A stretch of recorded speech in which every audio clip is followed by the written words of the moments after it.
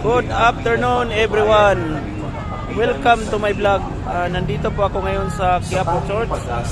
As you can see in my back guys, makikita niyo yung mga tao dito. Ang daming nagsisimba. Yung iba naman hindi nagsisimba. Tapos yung iba nagbibinta po ng mga kung ano-ano na lang dito sa Quiapo. Ayan, makikita niyo guys. Ayan, makikita niyo. Kasi yung iba tapos na nagsimba kasi kanina pa may isang misa na ano kanina. Ayan. Ayan guys. Actually guys, yung kanina pumasok na ako doon sa mismong loob kasi naghalik na ako doon sa may San Nazareno. Ganito po kalaki yung simbahan po ng Quiapo Church. Ayan po. Kung makikita nyo guys. Sa mga nanonood ngayon, enjoy viewing po sa pinakita ko pong simbahan po dito sa Metro Manila. Ayan. Ayan guys.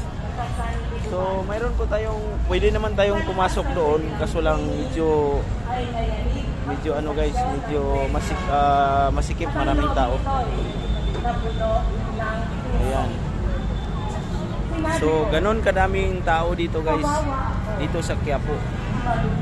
Ayan. Ayan guys.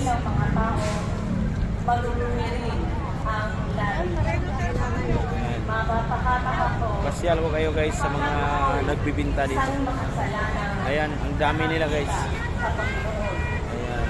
Ayan, maraming nagbibinta dito. Kung ano-ano na lang. Kuya, baka may gusto kang i-shout out. Wala. Sige. Ayan guys. So mamaya, i-ano ko na naman yun sa inyo yung mga latest update dito sa aking malapit sa boarding house. Ang mga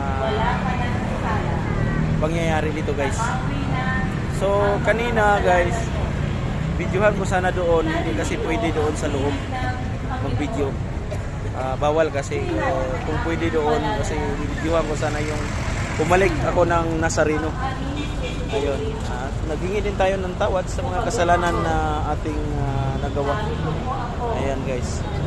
So salamat sa mga nag-watch ngayong umaga, nung hapon kamo sa video ko ito. I hope you enjoy viewing. Ingat po tayo palagi. God bless all. Salamat po.